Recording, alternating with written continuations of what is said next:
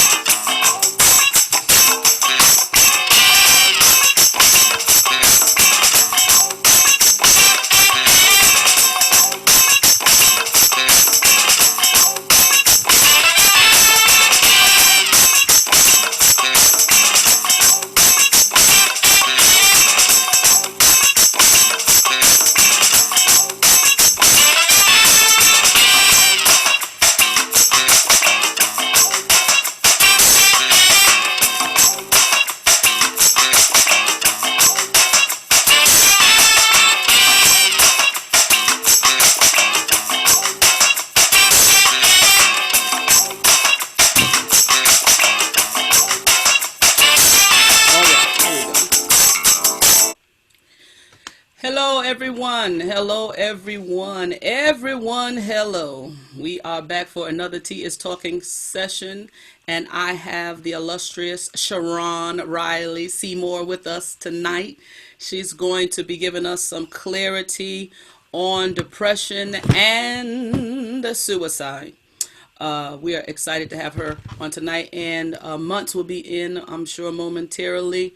But we just want to say, hey, hey, hey, how you doing over there? I'm doing well. How are you?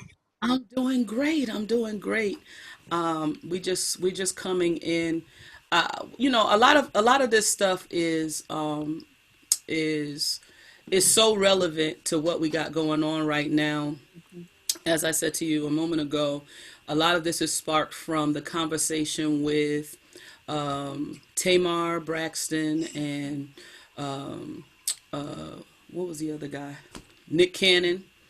And even it was kind of depressing for me. I don't know if I was just sad. We got to get into that. Well, how do I know I'm sad or depressed? I was just really feeling some type of way watching the George Floyd video, Mm-hmm. and I was I'm still irate with the young lady that was shot in her own house, Mm-hmm. and all of these things that are going on. And we've been we've been quarantined, and we've been coveted, and now we're talking about going back to school, and we still ain't got COVID under control.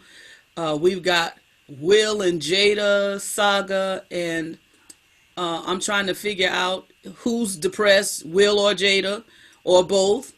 And folks have written off Kanye, but I still think there's a little tweak of genius in that crazy that he and sometimes and I know from being a smart person, sometimes you just say stuff that's way out there, nobody understands it. Nobody understands it but you. so, so I don't want to write the man off as crazy. I just think that we need to. My mother has been working on this for 46 years with me. You need to think before you speak. that might brother Kanye on some level. But we're glad to have you here tonight because I believe that more people than who want to admit it are depressed. And we just want to shed some light on it tonight, and most of all, because I don't like to talk about the problem all the time, we want to talk about the solution to help us make it through some of this stuff. So I know I said a whole lot in that intro.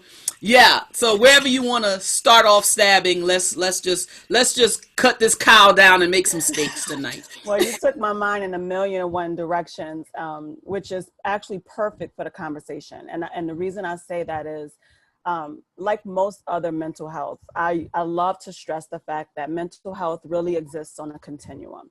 And when I say that, I mean, we all typically have these stereotypical views of what depression looks like, what anxiety disorders look like, what all these different things look like. And if there's one thing I'm hoping people will get clarity from today is that there is a continuum, and it's not always that stereotypical view of what we think depression looks like. So you mentioned a lot of different things, even in the intro, some of which, for instance, Kanye, and there's a difference between major depressive disorder and bipolar depressive disorder, which we believe his diagnosis is, at least I believe that's what he shared. So first things first is that there is this continuum of depression. And so when you talk about COVID, when you talk about George Floyd, when you talk about Breonna Taylor and all these things that have been going on, the reality of it is that all of us experience some level of depression, some level of sadness at any given moment. So you're talking now about situational, right? And that is normal. So I want to first of all just stress that there's a level of depression that is normal, that is understandable, that is a response to stress. So COVID, the racial unrest, all of those things, a normal reaction to those things would be some level of sadness, some level of just difficulty coping and mixture of emotions. The challenge becomes specifically when you're talking about depression is, when is it a problem? And I guess I'll give my own plug in first. My own opinion is it's never too early. So even if you're having a hard time coping with things, and everybody is, and it's causing some feelings that are rising up, it's okay if it hasn't met that clinical diagnosis, which I'll get into in a minute. What does that look like? It's never too early to seek help. If you're having a hard time, you have feelings coming up that you don't know how to process, you don't know what to do with, they're overwhelming, seek help, and it's never too early. I have a question. So Mhm. we went right to depression. So does depression have to get grown? Like, does depression start off as a little baby, sadness, and sadness just eats their fruits and vegetables and becomes a strong man with muscles and everything? How does that come about? How does that work out? Perfect question. And I'm saying that because it's not that it grows into a grown man, right? For some people, it starts there. For some people, and there's a lot of different reasons. So you talk about literally, I always tell people mental health is not just the outward manifestations that we're familiar with, but it's also literally biological things that are going on, chemical imbalances, genetic influences. All of those things might determine what depression looks like at its start, or what we call onset, versus whether it's something that starts as just sadness that we have a hard time coping with, and it spirals, more problems, more stress comes in, and it grows until it can become full major depressive disorder. So to clarify my point a little bit, and I told you I made a couple of slides because it can be a lot of information to take in. I want to distinguish a little bit some of the different ways that depression looks, because what I find a lot, especially as a therapist, is that clients will come in, and when I'm discussing diagnoses, I'll definitely have those clients that argue, I'm not depressed. And one of the reasons why is there's what is kind of termed this high functioning depression.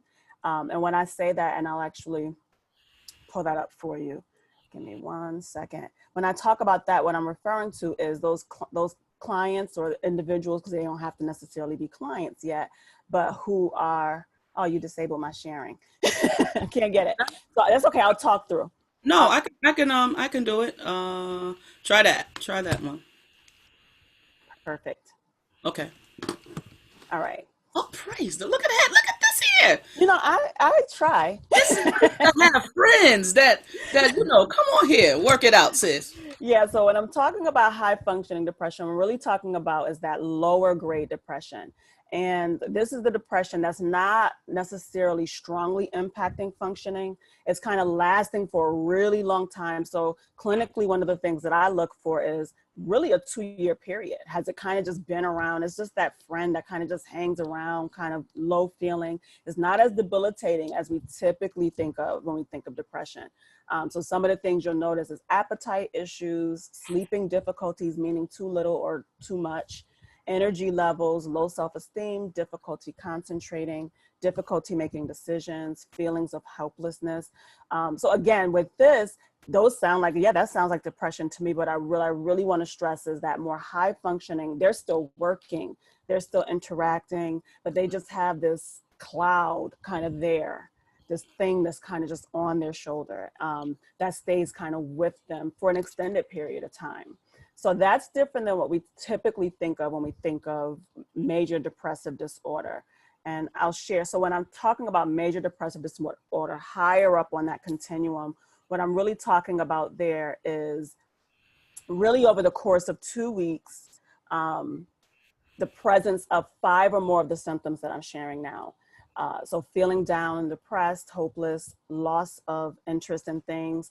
And one of those two have to be present. So in order to be diagnosed with depressive disorder, one of those two have to be present. And then you look for at least 4 of the others. So trouble falling and staying asleep again, little energy, feeling tired, changes in your appetite, feeling bad about yourself. Inappropriate guilt can fall in here as well. Trouble concentrating, actually slow movement. So people don't often realize this, and this is an interesting one because I see it in sessions sometimes where people come in and they're talking really Oh, okay, okay, okay, slow and okay. they're moving slow. And people around them can literally feel drained by the energy because it's a very slower pace. They don't always realize it, but typically others around them will notice that. On the opposite though is the fidgety, like restless, not being able to sit still. And then here comes the suicidal thought. So again, doesn't have to be present in order to be diagnosed with depressive disorder, but it's definitely one of the more significant symptoms. Wow. I was trying to find myself. I'm like, Oh, do you want me to put it back up or not? yeah, because people need to see this. See, but put it back up for a second. I'm trying to find myself. I'm like, slow moving. Oh, great God. And Uh, again, but the key here is, so one of the things you look for when you're talking about, am I actually depressed is, first of all, how long, and I'm going to come back to this, but I'm going to move forward so you can just, okay. is first of all, how long have these symptoms been around? So again, for depression diagnosis, you want to see these symptoms have been around for at least, major depressive is 2 weeks, pretty steady, most of the time for 2 weeks. And then how significant. So when you talk about major depressive versus that more low grade, it's impacting functioning. So people start isolating, they're not hanging around their friends as much, they're not doing things that they used to do. They start just really struggling to focus at work, at school. And so this is when you start talking about really noticing an impact in terms of how you're functioning. Wow. Okay, so how does this list get, what we would say, turned up when you've been quarantined and you already have a strained family dynamic and you can't go to church and shout it out. I'm about there now. I'm about ready to call you because a lot of things we take out in the praise break. Absolutely. That's Well, powerful. that's one of the challenges that COVID specifically has presented is that a lot of the things that when I get someone in my office who is dealing with depression, things that I'll tell them to do, try to get out, try to get active, socialize, connect with people, um, has been off limits. So you use the perfect word. It gets turned up. Like people that would typically push themselves to try to engage in order to reduce some of these things can't do that right now. So that's one of the reasons why clinically we're seeing a rise, whereas typically about 1 in 10 adults in America suffer from depression. I would definitely venture to say right now that number is very skewed just because of the level of stress. You know, stressors have increased. People are trapped in home environments that they weren't comfortable in the first place, don't have access to sources of support that they might typically go to, don't have access to outlets that they might typically utilize, such as church, such as the gym, any of those types of things. So it definitely does exacerbate, or even for some of those people who are at that lower grade level of depression, you're going to see an increase where they may actually hit an actual depressive episode, major depressive Definitely venture to say episode. right now that number is very skewed just Wow. because of the level of Wow. stress. You know, What stressors is have happening increased. People here? I are don't know, but I'm riding with it. My computer is getting possessed, about to get the oil, cast that spirit.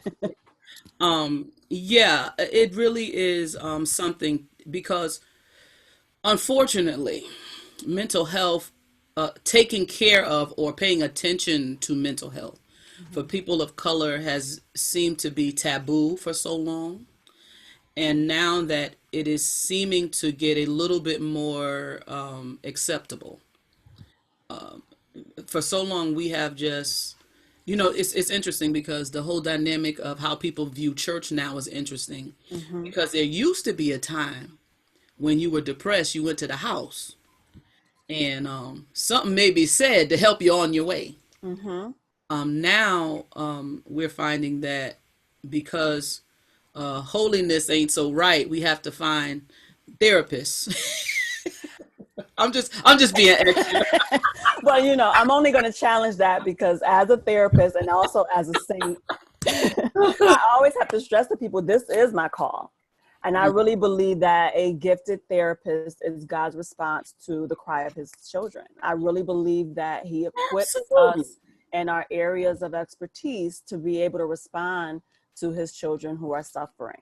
So I want to challenge, I think part of the stigma is that problem with thinking that it's faith or it's the church or, and we Right. really have to dismantle that, Yes. that this is my call. I'm not in a pulpit, but I show up every day with the intent of eliminating suffering because I and believe and, that's what and God wants. bringing your spirituality Absolutely. in a way that is not oppressive to people and controlling, Yeah.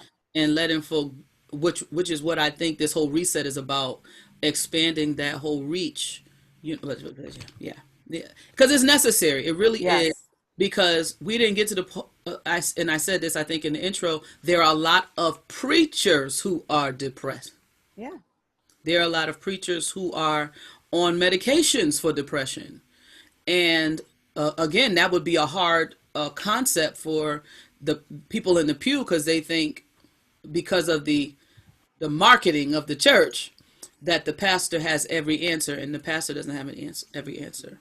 Yeah, the marketing of the church and also the misunderstanding of depression as a normal response, right? So it goes back to, yes, sometimes it hits a level based off of genetics, but the reality of it is depression is a normal response to overwhelming stress. And so we have to normalize that so that people don't think there's something wrong with me, because that's just not an accurate way of seeing it. But anytime you're having an experience that's outside of the norm, we seem to stigmatize it. Yeah. And to be churchy for 2 seconds, you can't heal what's covered.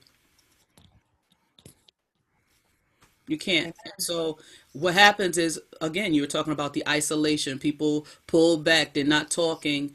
And I said to our preachers this morning, I'm like, even if I just want to talk, and I'm not trying to be therapized, I'm just trying to get something off my chest. Uh, Pastors and ministers have to be trustworthy, Yes. because especially colored folks, we don't want you in our business. We don't Oh, want it's to share one our thing that has business. caused so much damage is that. What goes So on in the much. house stays in the house. So Yeah. folks have been abused and raped and mishandled, and they can't tell anybody because the folks in the church talk too much, Hmm. way too much, if I might add. And so it makes it very isolating. I was telling my friend Elder D the other night. I said, even as a woman pastor in a sea of male pastors, is isolating.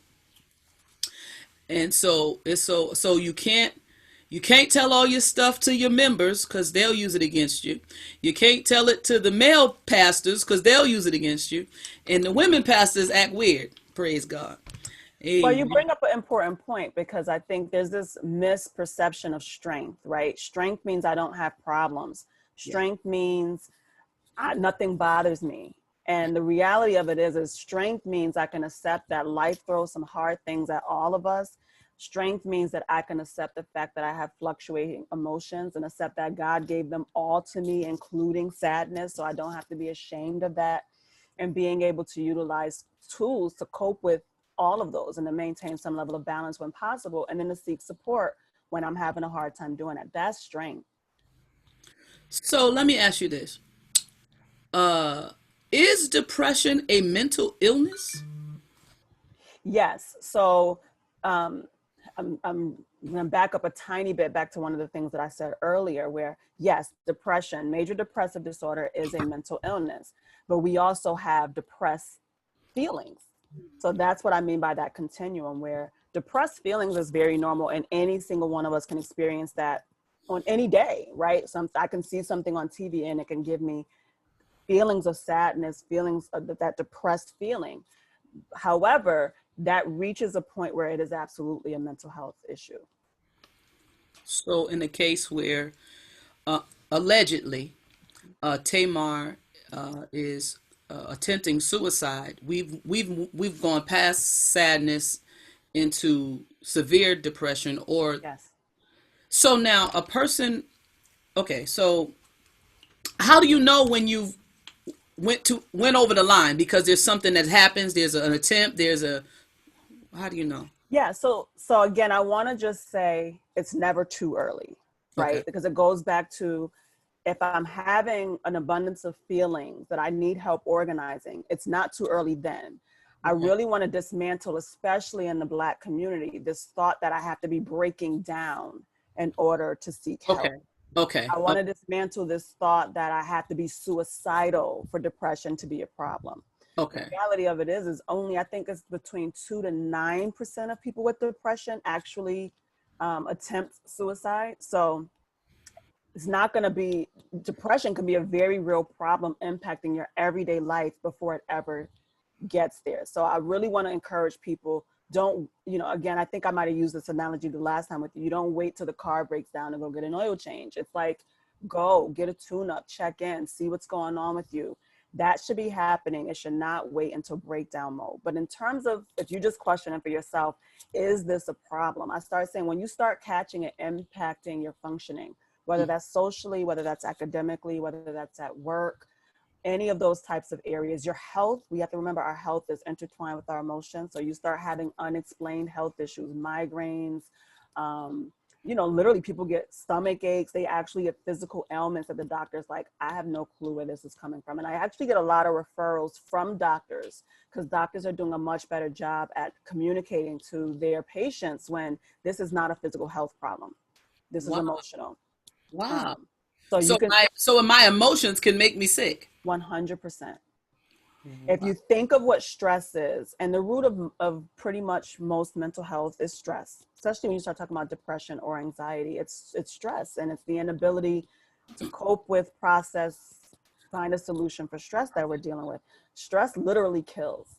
It is a flooding of cortisol in your system, and it can happen. And when you stay in that state too long, your body is not able and never was prepared to deal with that amount of flooding all at once. So can you give me an idea of what anxiety actually means, or what it feels like, or how does it manifest itself? Sure. So there's a couple of different things that we look for when we talk about anxiety. And again, I want to normalize first. I Okay. love to normalize first. Okay. We all have anxiety. Okay. And when I have clients that come to me and they're like, I have anxiety, I don't want to feel anxious, I tell them the last thing you want to do is get rid of anxiety, because anxiety, are you making me hungry? What are you eating? No, it's just tea. Oh, I didn't want to get tea juice all over the okay. table. Sorry, I got food distracts me. So I understand. anxiety keeps us alive. It's the thing that makes me not just literally walk out here and walk in the middle of the street, is that my body has a reaction and I respond. That is anxiety. So there's that normal level that every single human being is built with anxiety. It becomes an anxiety disorder when it's uncontrollable and when we start perceiving threat, and threat meaning very broadly emotional or physical threat, in places that it's not. So I usually use as an example to a client, it's that every time I walk in the room, I jump at a shadow and I have a hard time regulating and realizing it's not a person. That's typically, you're having a reaction to perceived threat that's not really present. It's not there. It's all in my mind. Yeah, but the hard reality of it is you don't know the difference and the body doesn't know the difference. So I try to tell people it's not about you're crazy, it's all in your head. It's literally something has left a part of our brain that signals threat triggered on. So if you imagine a smoke detector in your house going off, when they get sensitive and they get on your nerves and you're like, nothing's on. Right. It's like that, where for some people, be it because a situation triggers it or just because they're genetically predisposed, the alarm goes off and it gets stuck there. Gotcha. And so the alarm is going off saying fire, fire, fire, fire, even when there's no fire in the house. Wow. Okay. So this is really the depression into the depression. Okay, so we have sadness, then we have depression, and then we have the action, which is suicide. Yeah, so suicide is that more extreme response. So typically when someone is suicidal, and I want to actually differentiate, like we call it suicidal ideation, meaning talk about suicide. There's a passive talk and there's an active talk. Okay. So for some clients, they come in and they just have this, if I die tomorrow, I'm good with that. That's a passive talk. There's no plans. They have they're not necessarily making plans or have a desire to do something to themselves, but they have no value to life. So that's passive suicide ideation. And then there's active, where now it goes into, I actually have a plan. I actually am thinking of ways that I can hurt myself. And that will progress. So then you'll have people that are kind of numbing out and they literally want to die. But they haven't started actively thinking of what I'm going to do. And then they start developing a plan. And then you can get to a point where, believe it or not, it's a relief stage where I'm settled. This is what I'm going to do. I'm at peace with this is what I'm going to do. I'm even at peace that it may hurt. I'm even at peace with other people may hurt. And that's when people will actually typically go forward with an attempt. Okay. So we're talking about levels of emotional pain. Or response to. So the feeling of hopelessness, the feeling that this pain, so when you talk about depression, right, that feeling of hopelessness, that sadness, that heaviness, when you start believing there will never be an end to this, I cannot deal with this one more day. That's when you start, I'll have clients that'll make statements and it'll trigger me to start asking questions to see, is there a plan? How differently are they behaving? Are they isolating? What's going on there? So it's that response to the feeling of hopelessness that I now no longer trust that this will ever end. So that's why you'll hear that cliche phrase of it's a permanent solution to a temporary problem. They no longer believe that this feeling it's possible for this to go away. So what would be, for a lay person like myself, what would be an indicator? Would you have to really know a person to know that they're suicidal, or is it something that you can casually know them and go, that's weird? Yeah. So I always tell people the first thing is looking for changes in how the person is behaving. Are they becoming more pessimistic than they usually are? People will even start giving away things. So that's when they pretty much resolve. They'll start giving away stuff, but really looking for changes in their personality. Are they isolating more? Are they saying, oh, I'm fine, even when something just happened? So looking for things like that. And then taking serious statements like, this is just too much for me. We typically would hear that and we'll just minimize it. And usually that's because we don't know how to deal with someone saying that and it's uncomfortable. So we minimize it. Don't minimize, probe a little bit more. What do you mean when you say that? Find out what they're saying. What are some of the things that you can do? So taking serious those seemingly minor statements and just asking a few more questions to see, is this person literally at a point where they feel like they can't go on like this? And then start asking. And so one of the things that I tell people is to talk openly. It actually reduces risk of suicide when you talk openly about it. Okay. So we talk about, again, destigmatizing, right? If we make this into this taboo topic that we don't talk about, opposed to like asking the questions when someone said, what do you mean by that? When you say this, what do you mean? Let's talk about it. Safety plan with them. Give them your number. Talk about calling you anytime. And I can go over some of that, some of the safety planning things as well. But go there with them. Don't be afraid to broach the conversation, because it actually reduces the risk when you create an environment that is safe to talk about what they're feeling and what they're thinking. So, okay. So say I called your house 1 o'clock in the morning. Mm-hmm. Pastor Seymour, let me talk to Sharron. And I say, I'm going to kill myself. What do you say? Do you send 911 for a Yes. wellness check? What? Yeah. So Okay. first things first is yes. Okay. So if someone calls you, and it's any time of day really, and they make a statement like that, find out as much as you can about where they are. Okay. Is there anybody around? Try to get as much detail as possible. Keep them on the phone. If you have another phone, if you have any ability to use your computer to text somebody, whatever you can do to call 911, do that simultaneously if possible, but try not to get the person off the phone. Okay. But call 911 immediately, especially if they're at that phase where they're saying, I'm going to kill myself. That is not the time to like, oh, let's talk about this. You want to get an immediate response as quick as possible to that person. So even with me, especially right now during COVID, all of my sessions are, telehealth. It's virtual. Mm-hmm. I get all that information from any client I'm doing telehealth with. Where's your local hospital? Who are people that I can contact in the event? Because I'm not going to wait and they're in the middle of that and I'm trying to get that information. So when they're on the phone and they're asking that, where are you? What are you doing? Is anybody else there? What is your plans? Ask those kinds of questions so that you can give as much information to 911 as possible. Okay. So I had this conversation a couple of weeks ago, and I was shocked to know that I was not healed from a situation. I had just learned to cope with a situation. Cope or And cover? listen, probably both. Because, we're good at saying, I'm good. I'm over it. Forget them. And a friend of mine brought up a situation, and I went off. And she got quiet. Praise God. She didn't say anything. And then I was with another friend, and I realized we started talking, and we were talking about like, my house is a mess. And that's not normal. There's clothes everywhere. I can't get them in the closets. What's wrong with me? And and normally I'd be like, get that, don't take all that stuff up and put that stuff up. What the kitchen table got a bunch of mail on it. It's just like, come on, who live here? Sanford and Son? And so in that moment, I realized that sometimes you can go through things and you're not healed from it because it doesn't hurt anymore. Doesn't mean that you're healed. It means you found a way to cope with what you're dealing with.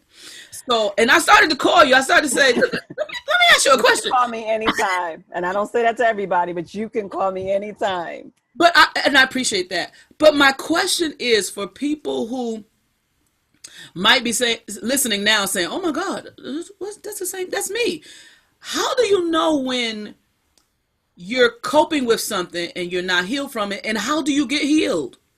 Yeah. So I want to, and most people don't make this distinction, at least not clients when they come to me, but I like to distinguish. And the reason when you said I immediately reacted with cope or cover is because I really believe if you are truly coping, if you truly are effectively coping with life throws me some bad things and I have the tools to deal with them, then you won't have those types of reactions you're talking about because you've accepted that this is what the situation is. I'm accepting the emotions that it brought up and I'm literally using my tools to cope with them so I can still engage in what I call value-based action, which means things that are aligned with who I want to be, how I want to be in the earth. The reality of it is, though, is that people are not coping. People are covering. Okay. People are stuffing. And when that happens, what you end up seeing is these intense responses to seemingly tiny things.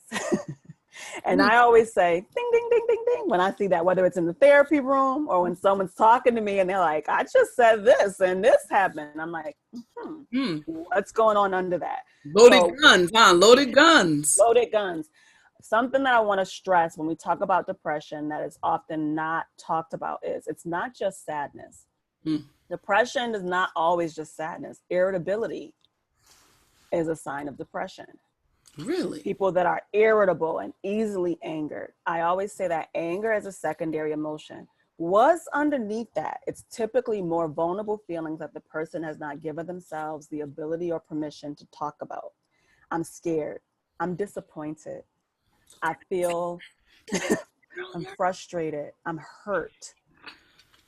I don't want to say that. No, I'm mad. So I'm mad because people stay away from that. And so when I see anger, whether it's in the therapy room or my personal life, I'm usually like, what's going on underneath that? Oh. It's typically not anger. And so depression can actually look like anger, especially with men. And then also when you talk about children and adolescents, you see more irritability and acting out than you see sadness. Wow. Hi, Hey, brother. Well, I was depressed for a long time then, because I was irritable for years. Yeah, that's what we call those hidden. And I can actually show you while Scene is learning how to unmute himself. Some of the hidden depression things. So when you talk about people that's hiding those intense emotional reactions, but they kind of be less positive and less optimistic, especially if that's a change. All right. Obsession with being the best. So these are people that come in and they're busy. They're very productive. They're bragging about, I'm doing this, I'm doing this, I'm doing this. And that's typically because the busier I am, I don't have to sit and deal with what I'm feeling. I don't have to talk about what I'm feeling. I don't have to. So I'm busy and everybody can focus on how productive I am and no one's seeing the sadness that's underneath. Sudden mood swings. I'm all over the place because I haven't really given myself a chance to organize my feelings and what's going on and to express and talk about them. Use of drugs and alcohol. There's the occasional recreational use that has become normalized. As Saints, we obviously have a different opinion about that, but it is what it is. And then there's more and more and more till it becomes a dependency. The problem with alcohol is because it's so normalized in our society. I drink wine every night. I have a glass of this every night. And my question becomes, why? What is the function of that? What is the purpose for that? What is it that is serving that you calm your nerves? You're trying to calm your nerves. Yeah. Why do you need to calm your nerves every night? My mother's cracking up over here. every night. Every night my nerves is bad. I want to ask everyone that's watching right now if you would like and share this program tonight. We are trying to dispel myths and we're trying to offer hope to those who are struggling with depression, anxiety, suicidal thoughts, and we're just trying to just get rid of this thing because it's so serious, and we don't want to make light of it, or even though I try to keep it light, we don't want to take this thing lightly. I had a long stint of, it's funny now because I can laugh at it now because I'm not there anymore, but I was depressed for a real long time. A lot of this stuff I recognize, and if I'd have known Sharron was into this business, I didn't have to be depressed so long. And what I will say is, on a spiritual side, I believe the devil is a guy that wants you to waste time, and he wants you to not have the best life. And if he can arrest you and put you in bondages and chains with anxiety and depression, he can waste your time. God gave you this precious life to enjoy, and so we want you to get free tonight. and I'm not trying to be overly churchy, but I need you to get free tonight by way of, if you need a counselor, we're gonna get a counselor. You need somebody to talk to, we're gonna get you somebody to talk to, because what we don't want to do is give him any room or territory, and then we're standing at your funeral saying we could have helped you. Listen up. You got 3 folks on here tonight that can help you. All right. Now I know some of y'all think I need help, but I'm gonna connect you to the person that can help you. I ain't gonna try to help you myself now, because I might be in the line praying, asking you to pray for me. But we need to dispel the myth. Black folks, it's all right to have a therapist. Yes. And I've been saying this, especially in light of everything going on. If anybody deserves some support and some help, hello, you're talking Amen. decades and decades of oppression, of trauma. There is a thing called generational trauma where it's just passed on. It's just passed We've on. just been abused, and they done passed down abuse. Yeah. And And again, that myth of strength is killing us because we think I'm strong, I shouldn't need help. And it's literally killing us because we're not getting help when we need it. And we're having breakdowns, or we're having broken families and broken relationships and difficulty functioning at work, which is inhibiting us from moving forward. We just need to accept the fact that it's okay to get help. And if anybody deserves it, we do. So I have not a question, but I want to make a statement that you can speak a yes or no to. So you're talking about the disappointment being a part of what would make someone depressed. So I've never been married before, and I had a conversation with my mother the other week, and I said to her, when people get divorced, I never saw that as the woman or the man thinking that was a personal failure. Oh, wow. In my mind, I was just like, you just married the wrong buster. But No. I look No. at Steve. No, the reality of it is when I have clients and I work with couples as well. So whether it's a couple that in the midst of therapy decide or come in because they've already decided, or a person who's individually in therapy and they're processing and thinking about it, I do grief counseling. Okay. Because the reality of it is no one got married saying I want my marriage over in 6 months. No one got married saying I want my marriage over in 10 years. Right. So you have all these dreams that are attached to this person and what you believed you would have with this person. And regardless of what has happened in the marriage, you have to give yourself permission to grieve that. And I have clients who are like, no, you don't understand. I'm happy. And I'm like, yeah, wait till the ink dries. Because the reality of it is once they're gone and the reality of it hits, depression hits, grief and loss issues hits. There's so many secondary losses that come with now, wait a minute, I have to redefine myself. Who am I now? Even outside of that dynamic, no matter how toxic or dysfunctional it was. So I've been right all this time. When me and my friends fall out, I have a funeral for them all the time. Ashes to ashes, dust to dust. So when I see them again, I'm like, oh, God is still working miracles. Where you come from? Go ahead, Seed. I'm just cutting up. You are cutting up tonight. But one of the things that I would definitely agree with, that grief thing, because one thing that I've recognized being a person that was divorced, I said that divorce, and I still say that, it's worse than death. Because when someone dies, they're gone. Yes. When they divorce you, they always are around. They're in your face. Yeah. You can go to Target and see them walking in Target. Now all of these things come back up again. Lord, and like Sharron was saying, all of this stuff that, that wasn't what I planned. It wasn't what I thought. It shouldn't have been this way. Why did it happen to me? And you might have been 4 years without seeing that person, and you started to cleanse and feel better, and you pushing your cart through Target and they walk by, and boom, it all hits you like a ton of bricks. And all over again, you got to process this stuff. all at once. I That's it. finally took a moment and I'm realizing that you're not coming back. Yeah, they are coming back. And Target. They most certainly are They coming ain't back. coming home with you, scene is what I'm saying. Oh, but they shoot. Well, plus the Coretta got a gun. They ain't coming home with you. All right, let me act right. Well, plus you think about it, when someone dies, you are surrounded with support. Mm. Exactly. And people are sharing in your grief with you. You get divorced, and there's a couple of things happen. Either people don't know how to respond or react, or they start bashing your spouse, and you're like, okay, but I'm still trying to figure out what I'm feeling, because Right. oftentimes the love doesn't just die. The love of what you, again, once believed you were going to have and share with this person is still alive. So then you have to figure out, do I just pretend? Here we go again with the depression, right? The pretend that those feelings aren't there, mask them, laugh with everybody else, and then when they're gone, I'm in my room crying and trying to figure out. Especially if you have kids, and Absolutely. that makes it worse. And if you went to the same church. Oh, Been there, done that. oh my. Yeah. So This is stressful. There is hope. Oh, there's Oh. definitely hope.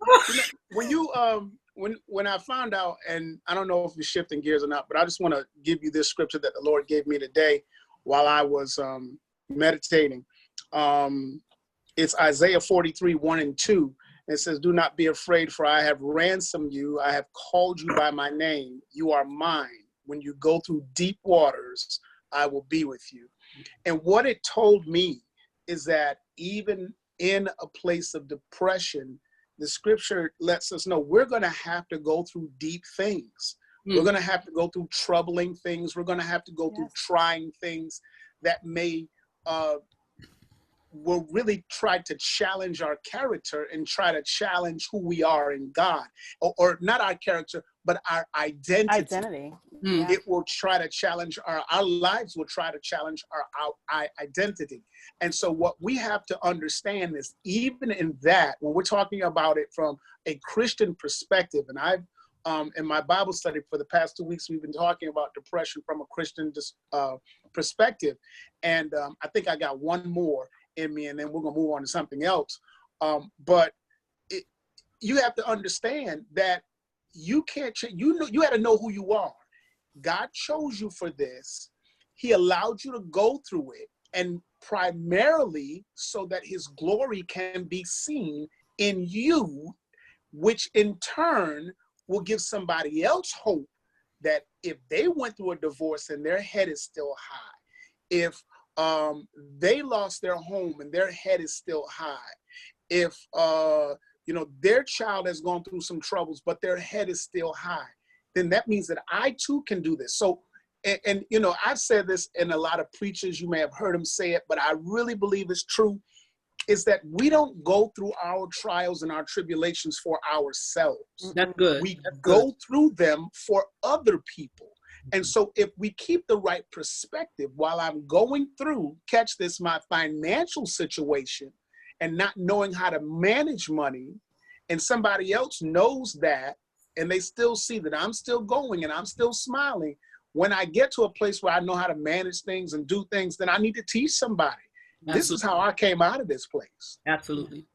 Yeah, and it's a good thing if we could learn we talked about this before you got on, if people need a safe place where they can share things.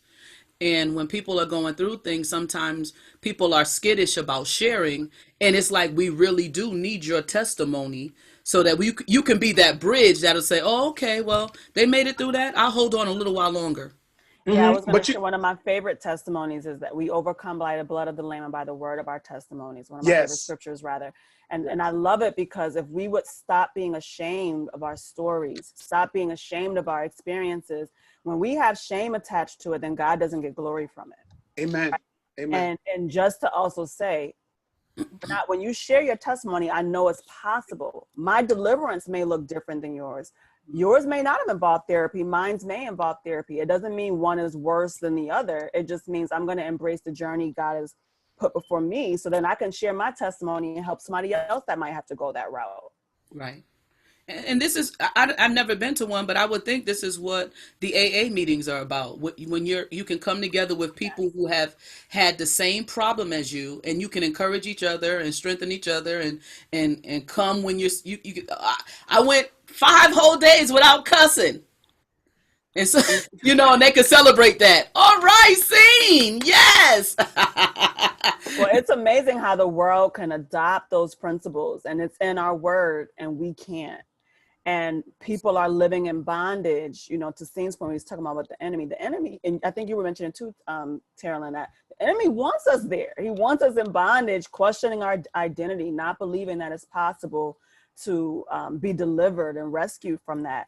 And the longer we hold on to those testimonies and not be open because we're strong and because we're saved, then the problem becomes the longer you're in this prison and the door is open. Right. Absolutely. Someone said in the chat, detach the shame from it. I think so many things people go through and they're shamed. They feel ashamed. And so when growing up, I used to always say, listen, if you punch the bully in the nose, everybody else will leave you alone. And so a lot of times people will pick on you because they know you are ashamed. We see this all the time with the Facebook memes. Everybody's the church people. Everybody picking on the next people. And I'm saying, how are you talking about the homosexual and you got 12 baby mamas? Shut up. And shame means on some level you have internalized that. Shame means on some level you think there's something wrong with me. Yeah. So that goes right back to the testimony piece, that if we were all open, that I've had those thoughts too. I've had those feelings too. I went through something similar. Right. Then it would dismantle shame, because shame is there because on some level I've internalized that and feel like I'm defective because I'm the only one that's going through this. Yeah. I'm the only one that had a car repossessed. I'm the only one whose husband left him. I'm the only one. No, if you look across the church, there's a whole bunch of them. You look right next to you. Yeah. Right. That's so true. And it's another tactic of the enemy. Absolutely. To keep you in a certain headspace, a certain mind space. You can't worship because you're bound up. You don't want to socialize. I'm always tickled by people that sit at the back door because they're waiting for the benediction. What is the problem? You don't want to socialize at all. Is this, go ahead, Steve. So what, two things. So I believe that Romans 8:1 fits this. There's therefore no condemnation to those who are in Christ Jesus. Mm-hmm. So we, as those who are believers, can take this particular verse and apply it to our daily lives. I cannot operate in shame. There is no condemnation on me. When Christ looks at me, he does not look at anything that is wrong. He only sees what's right about me. All right. So that's for us. How do I, as a non-believer, deal with this level of shame that I have for the things that I've gone through? And it's bringing me to a place of depression and possibly suicide. I'll leave that to the professional. Yeah, so I want to point out something, because Christian or not, I want to just be clear, because I want to really dismantle that depression is not lack of. So I'm going to keep going there, because I think I actually do provide Christian counseling as part of my services. And part of the challenge that I have when I have someone who is openly Christian is these beliefs that something is wrong with me because I can't apply those scriptures. Something is wrong with me because I know this, but I'm not living it. And I don't know how to reconcile the two, that I know this. I know where the Spirit of the Lord is, there's liberty, but I feel in bondage. Like, I don't know how to reconcile those two. So this is where I think, again, why I say this is a call for me, is the two are married. Spirit is not separate from, we are not Jesus, we ain't Jesus.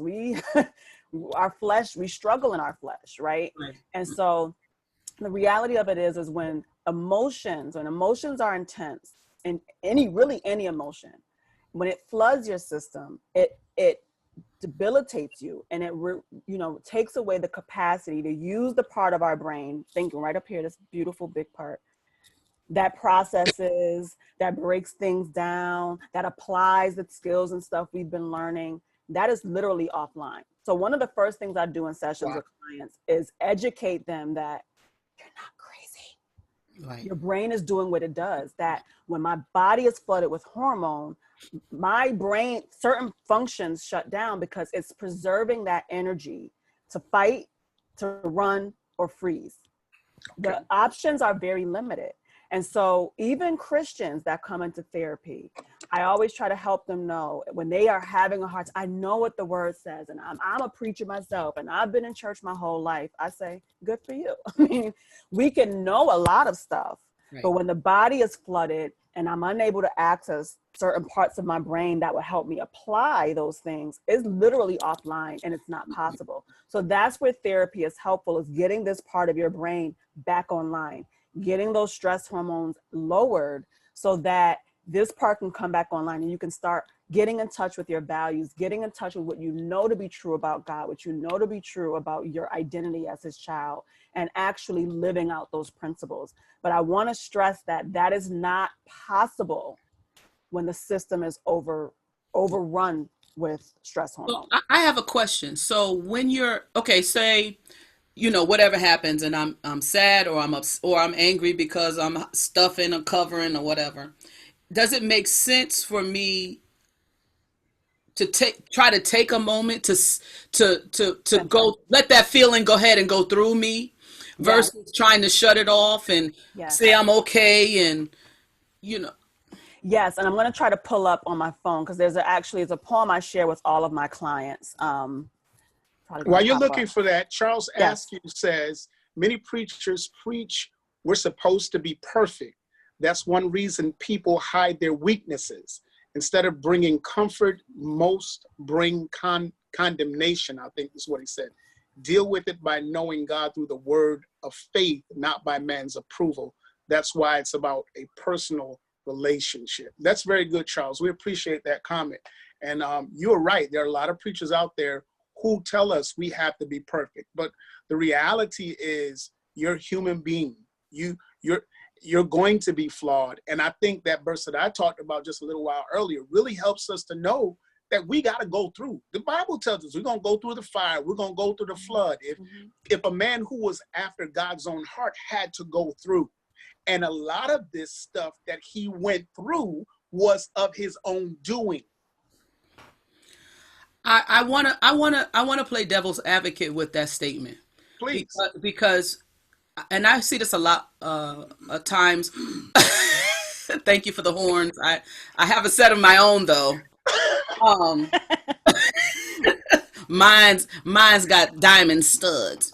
What happens is preachers are commissioned to preach holiness, and folks take it personal, and they want to say that it's man who's trying to condemn them, when our job is to preach the word of God. Now, I've had this fight 100 times. I preached a sermon called A Place Called Hell, and a girl called me for 6 months and had a question every day about hell, which was fine. But it wasn't that I was condemning, because I didn't come from a condemning place. But I need people to understand that holiness is, still right. Still right. And there is a place for people who don't at least attempt in holiness. So I think a lot of times we get that twisted, and we try to come for the man or woman of God whose job is to preach the word. And we really come for them when we find out that they are not perfect, and they are in a sin that is very closely related or targeted to what they're preaching about. So I want to make sure that we're not using this kind of to bend and twist to say, that men and women of God are not supposed to preach holiness. We need to get that clear. Allison said, "Isn't there sometimes a level of choice, re, your own healing versus or deliverance?" repeat it for me one more time. She said, "Isn't there sometimes a level of choice, your own healing and or deliverance?" So I guess you have to choose it, is what she's saying. Yeah. So and I think that goes back to what I was saying before, where there is a choice. The challenge becomes, again, unless I learn how to ground center, and that could be whether it's through spiritual means or through natural coping skills that you went to a therapist and they've helped you. Unless I can ground myself, choice doesn't seem like it's possible.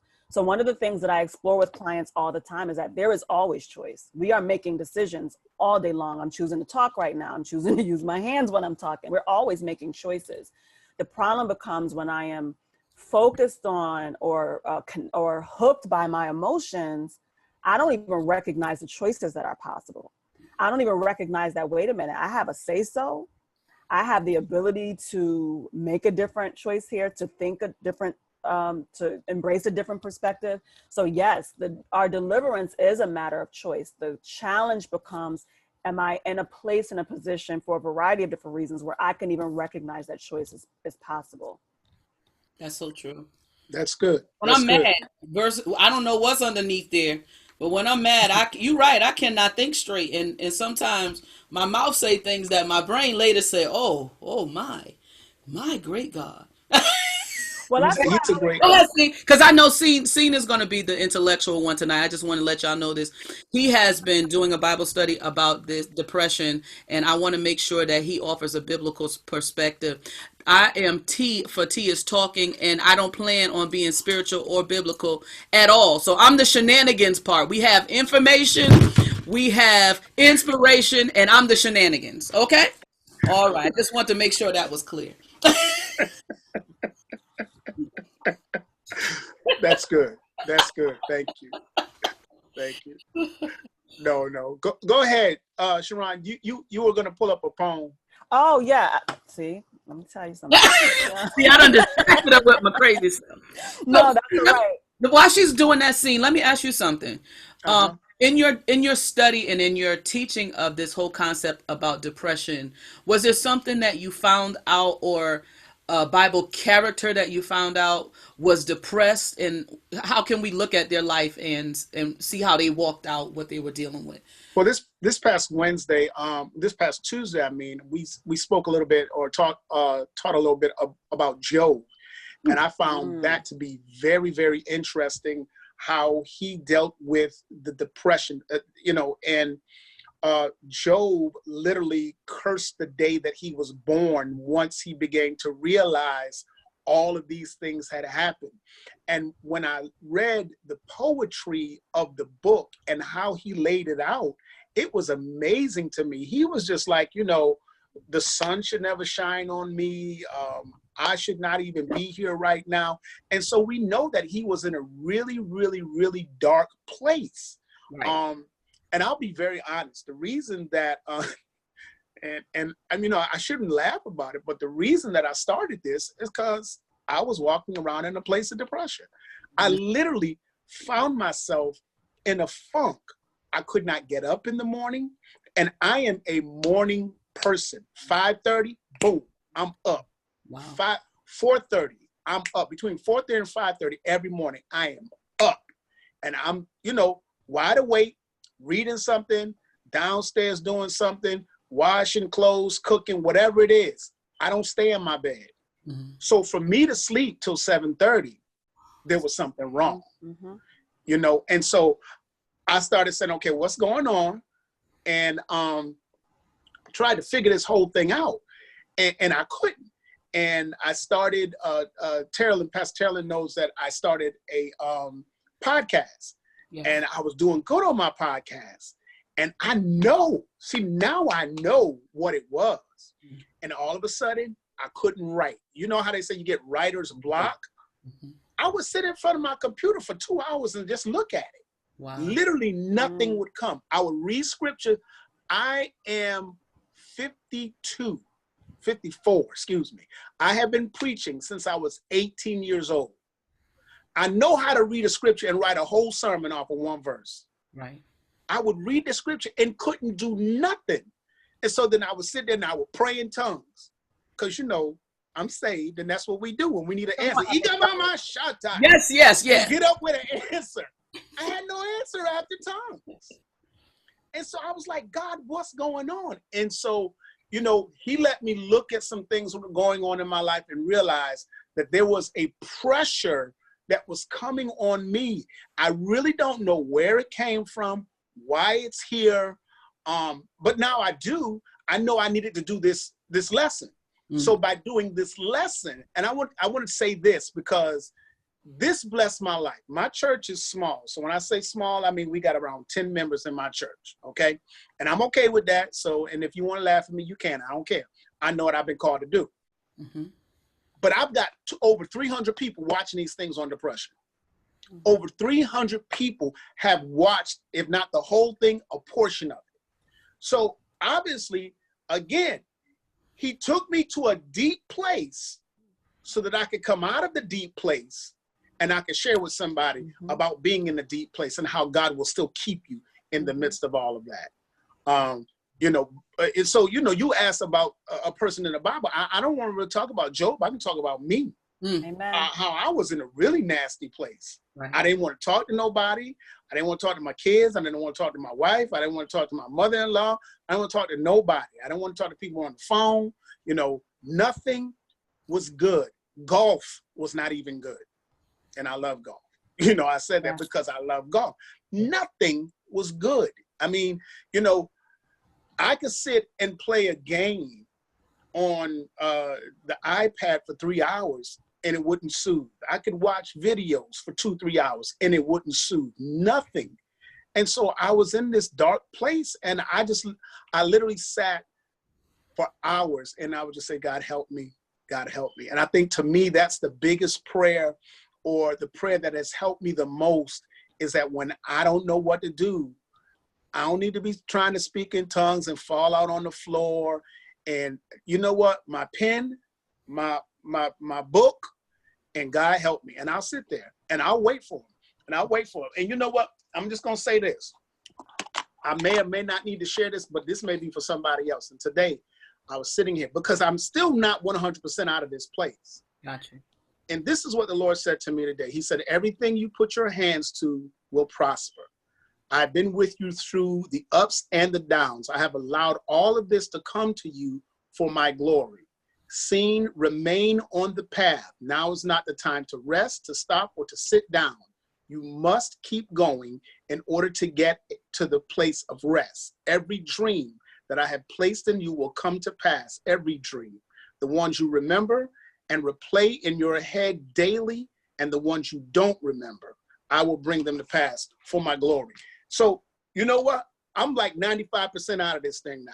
And I think sometimes as a Christian, when we're walking through and we're treading through and we're going through life and we're doing what we're supposed to do, and then there's that day or 2 or 3 that we don't hear that voice saying, you got this. Right. You know, and listen, all through this time, Bishop has been sending me messages. You know, when Bishop Months, Bishop Holiday send me stuff all the time. And I'm looking at this stuff that they sending me. I'm like, whatever, you know, because that's how I felt. Right. But then I go back and I pull up all these messages, and all of them are messages of strengths that has pushed me. And the one song, and I'll be quiet after this, but the one song that has strengthened my life is Song of Strength by Fred Hammond. Okay. I get into that thing and it lifts me. But here it is.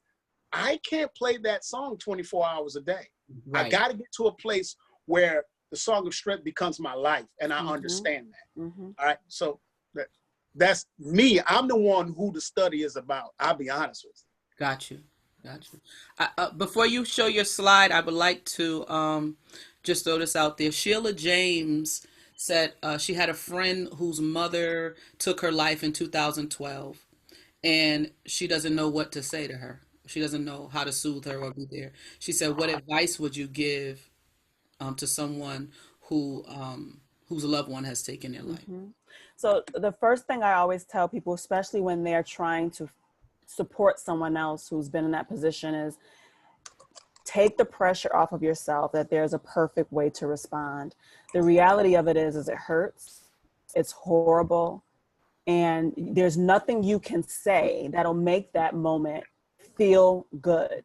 The challenge becomes when we're with someone who is grieving, who is broken, who is hurting, it doesn't feel good for us. So we want to make it better by saying the right thing and make them feel good, because I don't know what to do in this space. And the reality of it is the best gift you can give is learning how to sit with people in their pain, is learning how to sit and just be Just be present. Don't try to have the best thing to say. Just be with. And sometimes just say, I can't even imagine how you're feeling, what's going through your heart and what's going through your mind. But if you ever want to talk about it, I'm here. And just be with. Got you. And just be with. The days where they're laughing, don't try to make sense. Why are they laughing? Their mother just died. Laugh with them. The days they're crying, cry with them. Don't, even in my office, I don't hand clients tissue when they cry. It's everywhere. But I don't hand them tissue because I never want to give the message that something is wrong with their tears. I never want to prompt them to stop.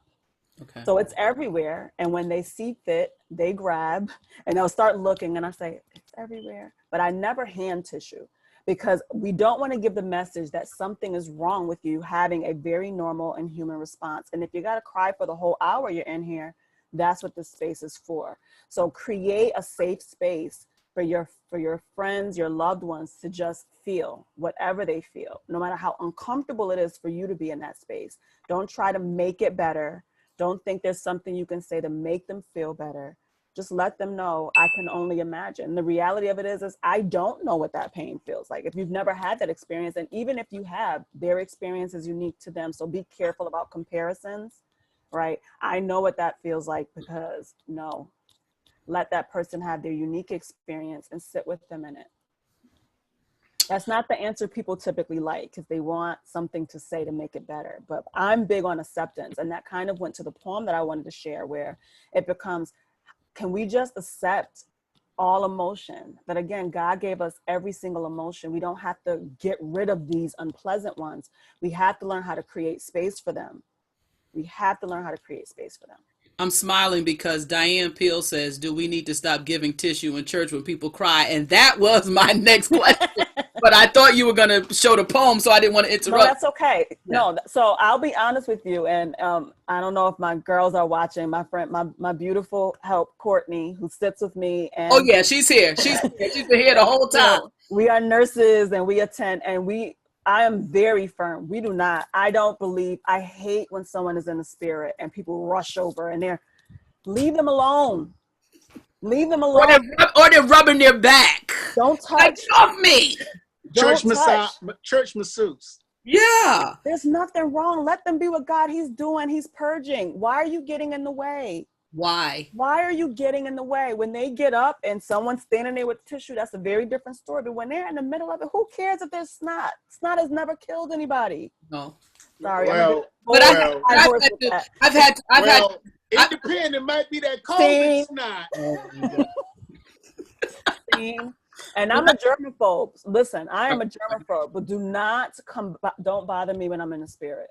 As a pastor and prophet, I've had to rebuke people like, I'm prophesying, go sit down. What you bothering them for? Just getting in God's way. They're trying to hear the word. You don't tap them with the napkin. Now they can't hear what the Lord said. Then they're going to hold me up after service like I remember. Yeah. Getting in God's way. You're trying to make them feel better. And God is saying, I need them to feel this hurt. Right. Wow, that's why they're in this position. They've been covering up this hurt. Leave them alone. Let them feel it. Let it come out. In that moment, he's the therapist. Listen, get out. Come on, that's good. That's good. Okay, go ahead. We want to hear the poem. Oh, listen, I keep telling y'all, and I have it, so let me read it. So it's called The Guest House, and this is a poet his name is Rumi, R-U-M-I. This being human is a guest house. Every morning, a new arrival, a joy, a depression, a meanness, some momentary awareness comes as an unexpected visitor. Welcome and entertain them all. Even if they are a crowd of sorrows who violently sweep your house empty of its furniture, still treat each guest honorably. He may be clearing you out for some new delight. The dark thought, the shame, the malice, meet them at the door laughing and invite them in.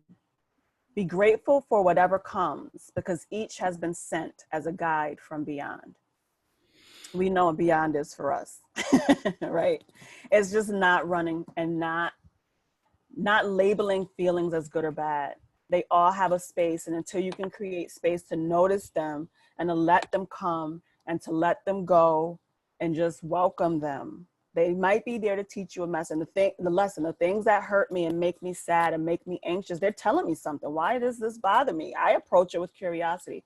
What is it about that? So even when you talked about the irritability and the anger, get beneath that. When you start catching that, don't be afraid to approach it. Ooh, what was that about? I'll do that with clients. I'm like, ooh. And they'll look at me like, I'm just wondering, what was that about? Because something's underneath that. And we're so afraid of what's underneath it that we don't welcome it and approach it with I think that sometimes we don't want to know, or we don't discuss what's underneath it because we actually know what's underneath it. It's vulnerable. It's a vulnerable place. And if I let you into that place, that means that you are something special to me.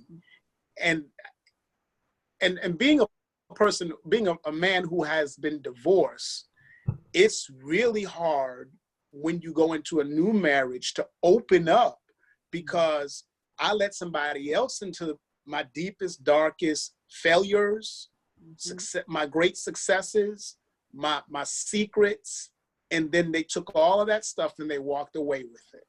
Right. How do I know that this person isn't going to blast it all over the world?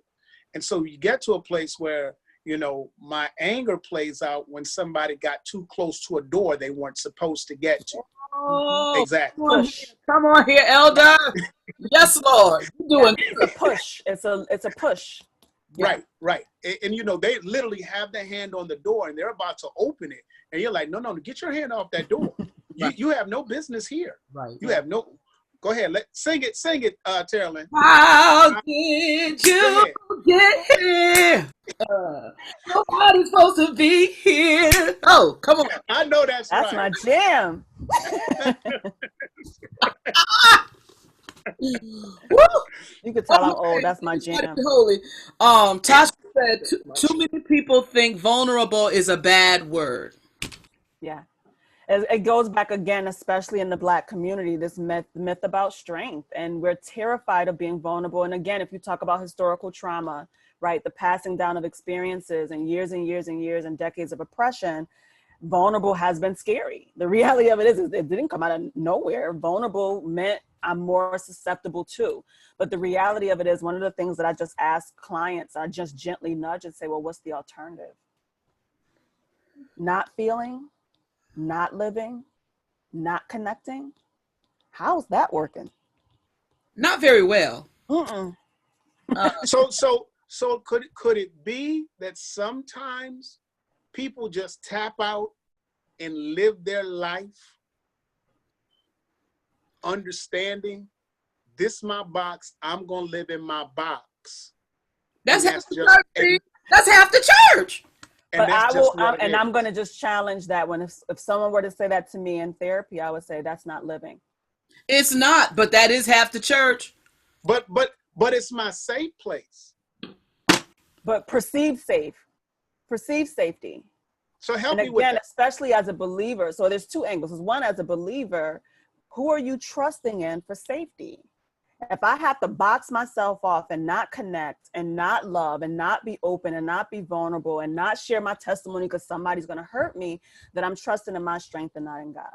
People is tricky though. People is tricky. God is strong.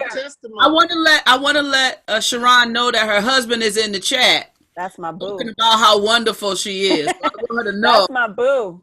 I want her to know that he's here. He's here. He said he has a question. Your husband has a question. Oh, great. When is Sharron Riley Seymour going to write a book? Hallelujah. We'll wait. I think my cat's calling me. So, he's going on to call you his wife and you're wonderful. And then Allison and Tasha and Courtney are all co-signing this. Sissy. Yes, I just want you to know that they're here. Thank you. And they're making some noise to make. No, my husband is yeah. Thank you, love. He's brilliant too, though. He is beyond brilliant. Let me be clear. The Seymour household is on and popping. And what I love about him is he does a phenomenal job at marrying spiritual and natural. He actually, every now and then he'll ask me these questions and I'm like, what is he getting at? And it's something, it's not like simple. It's like a beautiful psychological or philosophical term. And I'm like, why is he asking me this? All of a sudden, here goes a Bible lesson. Phenomenal. He's phenomenal at marrying the two. I'm actually quite jealous of his brain. So when I caught him the other Sunday preaching at Citadel, I had to get up out of my bed. I said, Sharron, your husband, what happened to him yesterday? Phenomenal. He is one of the most influential people in my spiritual growth. One of my top 2. That's beautiful. That's beautiful. Yes. That's amazing. We did you want to say something, Scene? I didn't want to cut you off. We have someone said they just cutting up in this here thing. We're getting a lot of seeing your transparency is blessing them. Thank you. You're sharing your story of depression. Yes. Is because a lot of people don't want to admit that they are depressed or that they have had suicidal thoughts. Me and a elder friend were talking on Saturday last night, and he was just like, no. I have had suicidal thoughts. We've all gotten to a point where we're just like, what for what? What is this for? What am I here for? Don't nobody care. Don't nobody love me. Nobody ain't studying. Saints mask it up. I'm ready to just go home. Yeah, well, you got work to do. My phone is dry. Nobody's texting me. I got to eat by myself, And it can be lonely at times, but there's folks out here that do care. Yes. And one of the things that that I went through, and it kind of goes back, and I'm thankful to God that my testimony and my transparency is helping. But when I was divorced the first time, I had made up in my mind that I was going to eliminate the entire family. So I'll let you think about what that meant. That thing broke me so bad that I had made up in my mind that I was going to eliminate the entire family. And I don't remember what was said at church that particular day, because I had gone to Walmart. I had studied what I needed to study in the case that I needed to study it. Mm-hmm. I was prepared to purchase what I needed to purchase and handle business. But when I came out of church that day, it was totally different. Right. And I can tell you this for a fact. If you are saved and you are going through depression, find yourself somewhere where someone is going to speak into your life. Because a lot of times what happens is you're going to keep rehearsing the same thing over in your head. Absolutely. You're not good. It goes right along with what Sharron was saying, is that all of these, and I don't know if this is the right term, but all of these emotions and these dopamines shut off your thinking. And so you cannot think. You don't know how to think. You're just in a place where as a Christian, I know that it's the enemy playing that same message over and over. Take them all out, take them all out. And then when I sat and whatever was preached was enough to tell me, don't lose your mind. Right. I'm not ready for jail. I'll be honest with you. I'm not. Neither was I then, and I'm not now. I'm not going to jail for nobody. Now I've even, I've said I'll fight for folk, but go to jail for you. No, I don't think so. But yeah, that's we got to get under somebody, and or sit with somebody and listen. Here's the reality: if your pastor isn't doing it, there's someone who's preaching. Get their messages and let them speak to your spirit, and let those keep repeating in your spirit. There's somebody, there is, and I know there are going to be some pastors who don't like this, but sometimes God wants you to shut off this voice so you can hear this voice over here, because there is something specific that God wants you to hear that you're not getting from this voice. If that makes sense. And, I know some pastors are going to be like, don't tell nobody to go to somebody else. I didn't tell them to go to nobody else's church. But what I said is sometimes you got to hear somebody else's voice. And this is why therapy is necessary. If I can't stress anything else, get therapy. Go get it. I've been saying this for the past 2 weeks on my Bible study. If you need help, get help. Do not sit by yourself in a dark closet and try to figure this thing out by yourself. Get somebody who will listen to this, who will let you talk yourself out of your problem. Right.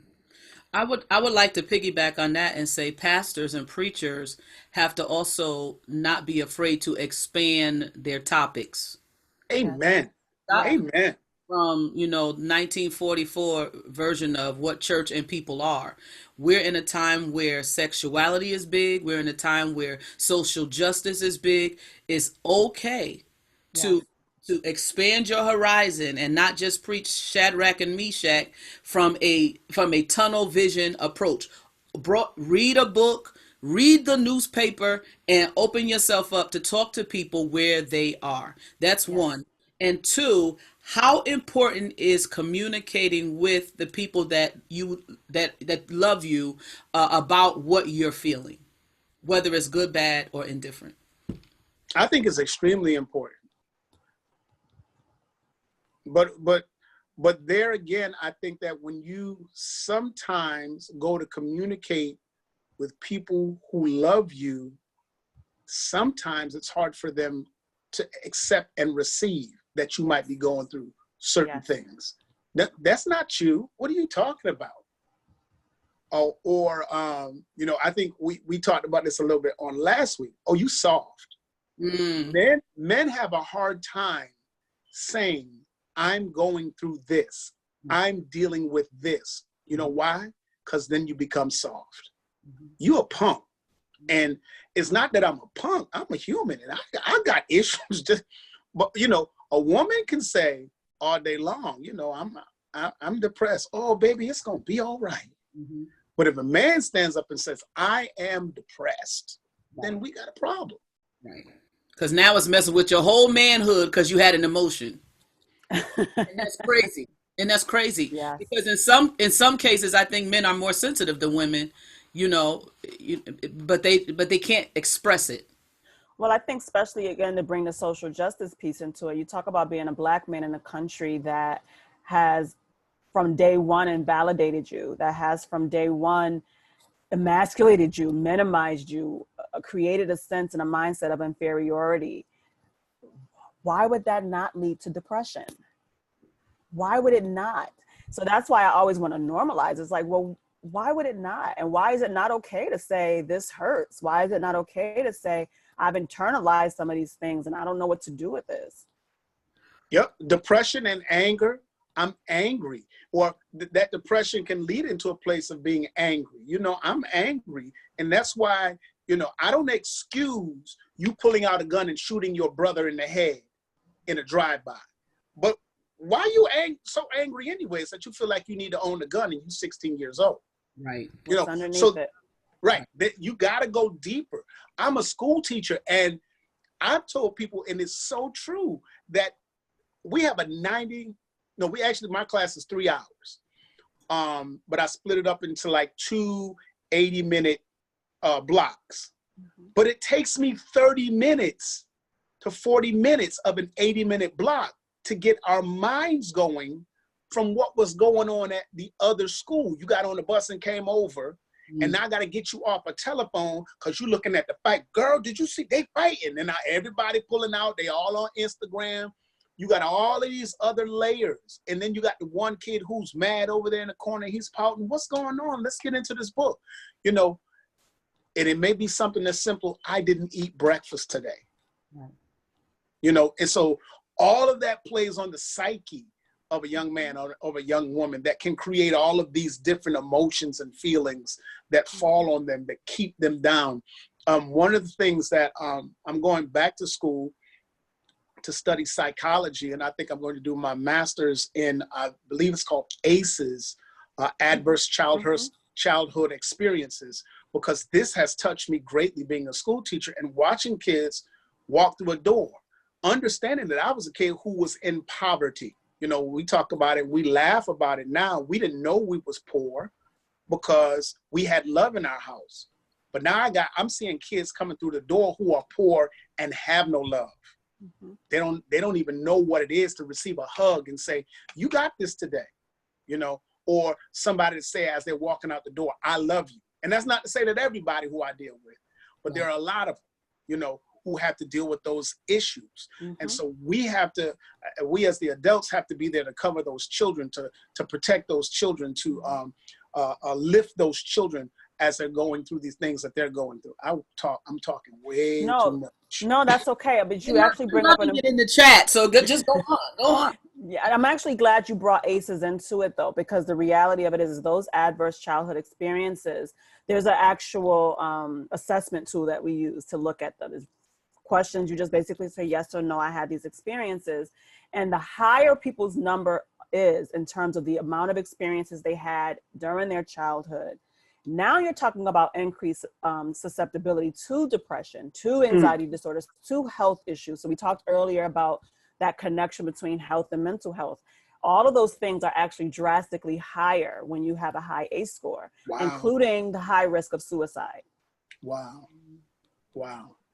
So, and the reality, I think, is if it doesn't get resolved as a child, you only just carry those ACEs as an adult now. Oh, 100%. Yeah.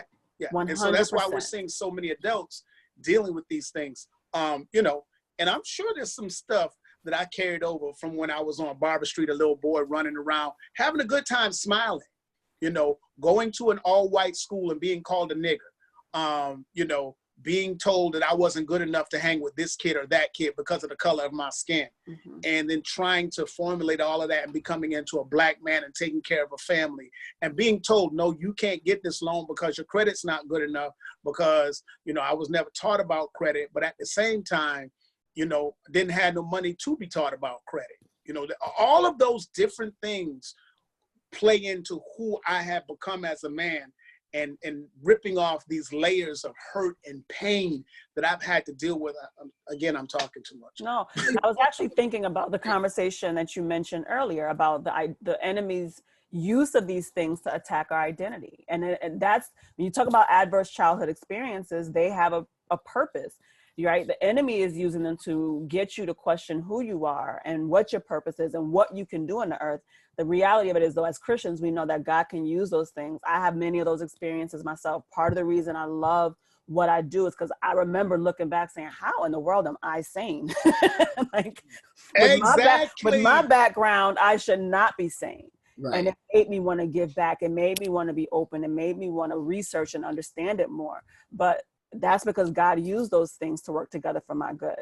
And that is 100% possible, but you can't run from it. You can't suppress it. You have to own it and allow God to get glory out of it by first and foremost just being open about what those different experiences are. Lord, I'm just stressed out from hearing all of this. Look at you. You're supposed to be feeling hopeful. Sit up straight. Straighten up your back. Ain't nothing wrong with you.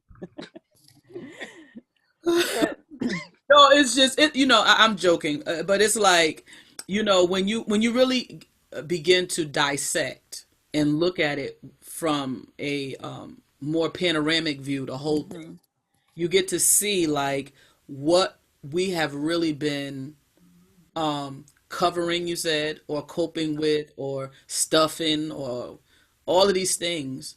And it is amazing to see how far you can come with no help.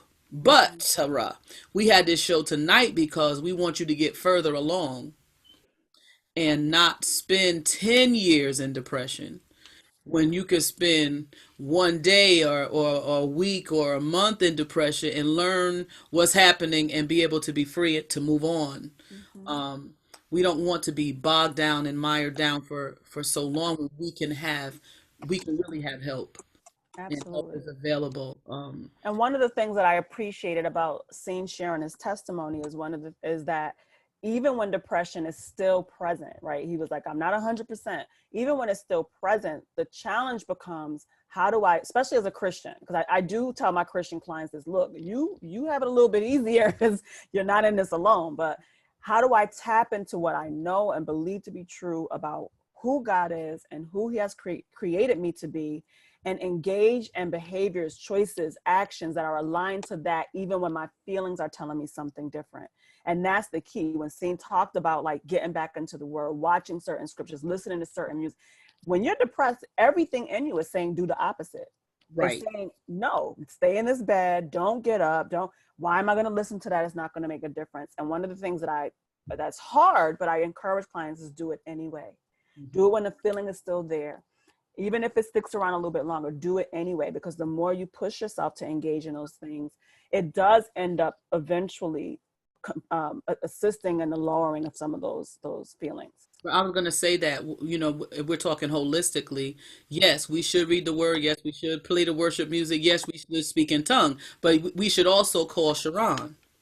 And and then that way we hit all of these things at one time, and we don't give the devil no place to run. Yes. Exactly. I agree 100%. Find somebody who you can talk to. And who can help you make those moves, right? Because if you're stuck there, like I said, I know it sounds easy saying it, but it is not easy.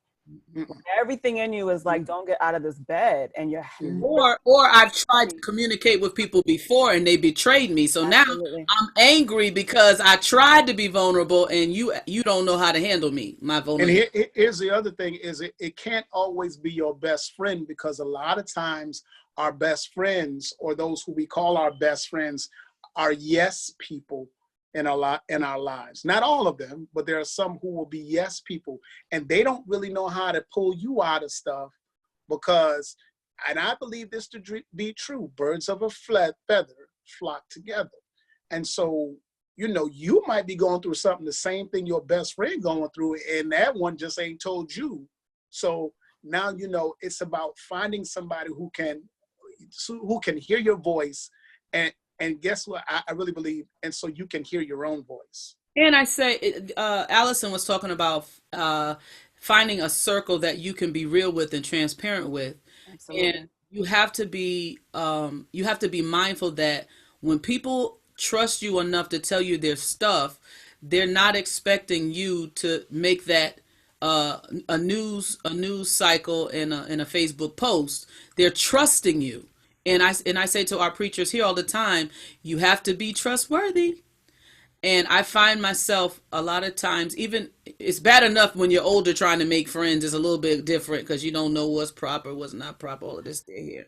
But and even as you're trying to make new friends and trying to find out, is this person somebody I could trust? I don't know because I have, we all have friends for different things. I have friends that when I want to laugh, I know who to call. When I want to eat, I know who to call. When I want to act crazy, I know who to call. But there are not many of us who have somebody when it's like real stuff.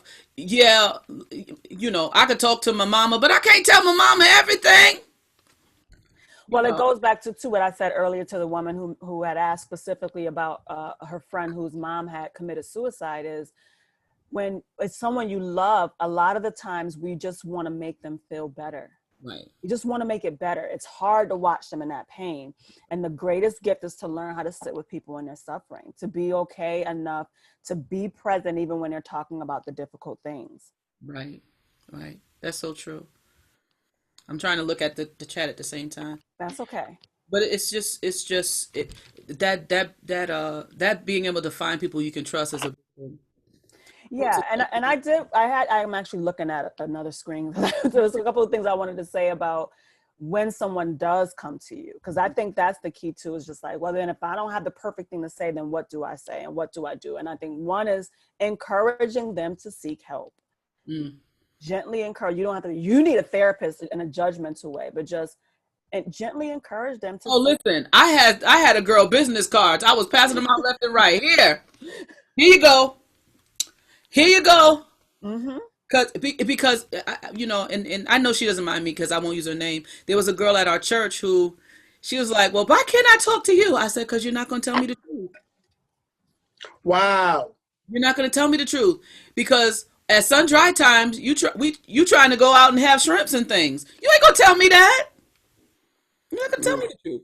And she was honest enough to be like, yeah, you're right. Okay, here go this card. Go ahead. Sorry. Because you got to, and pastors have to be sensitive enough to know what their limitations are. Absolutely. And being a prophetic person, I really don't want people talking to me anyway, because I like for the prophetic from me to be pure.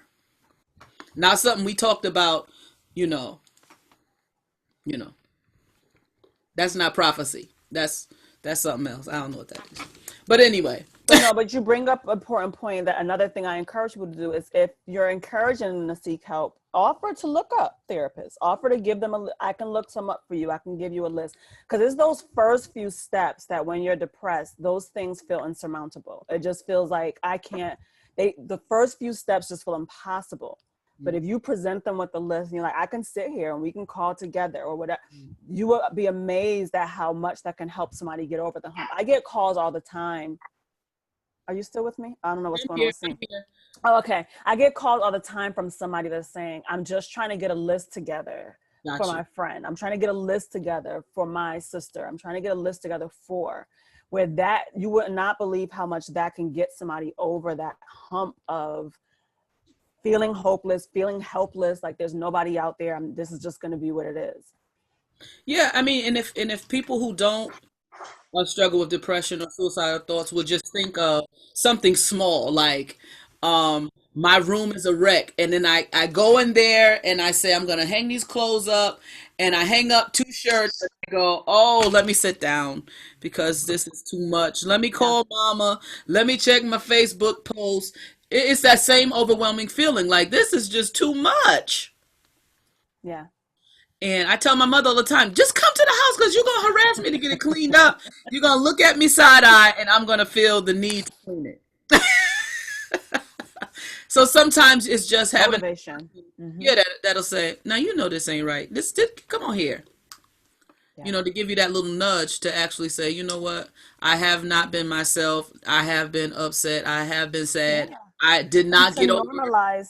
And to normalize the feelings, but also seeking help, right? Like how much of a difference does it make when, sorry, my husband's making noise in the kitchen. It's okay. He's okay. How much of a difference does it make when somebody's offering to help you find help? Like that just automatically takes some of the stigma away where it's like, oh, I'm not crazy because I might need help. No, I'm going to help you find it.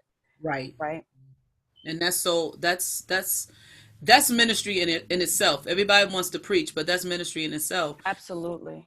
Just being able to be present and to be helpful in whatever way you can. And that means just listening. And could you tell the people they don't always have to have an answer for the folks when they're going through? Just be quiet.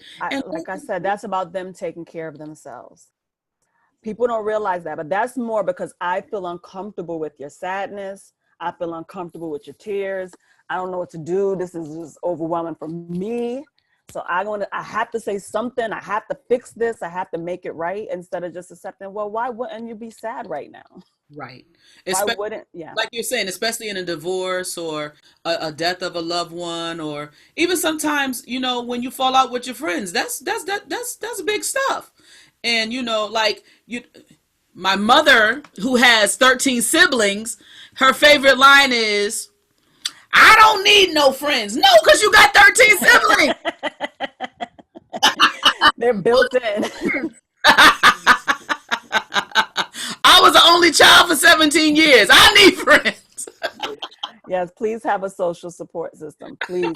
That's one of the things that's actually a protective factor. So we talk about risk factors and Seymour brought up, you know, the adverse childhood experiences, right? There's things that make us more at risk, but there's also things that can protect us from depression, either getting more severe or spiraling to the point of suicidal ideation. And one of which is having a strong support system. So I have a question, and they laughed at me when I said this. If I get to the point where I attempt suicide, because this is what we got with Tamar. Yes. And it does not work. How much more depressed or more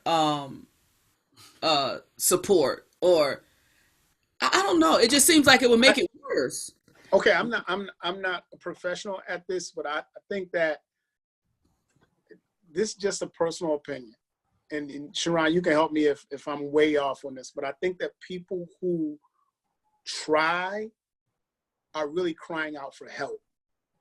People who do, you know how to, but people who try, you know, that person who takes a bottle of pills and then picks up the phone and say, I just took a bottle of pills. You didn't want to die. You needed some attention.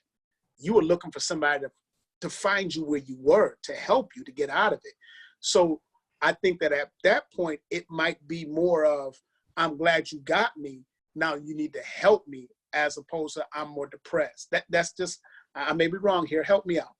Sure. So what you're talking about is actually a differentiation between self-harm, suicidal attempts, and Okay. actual completion. So the reality of it is some people do attempt suicide and it just does not work. Someone finds them before it works, or it just didn't work, right? So first of all, I'll point out, number one, successful, I hate using that word, but suicide is firearms. Second, most used or most common is prescription overdose. However, obviously, firearms is going to be more likely to complete just because of the nature of what that person is doing to themselves.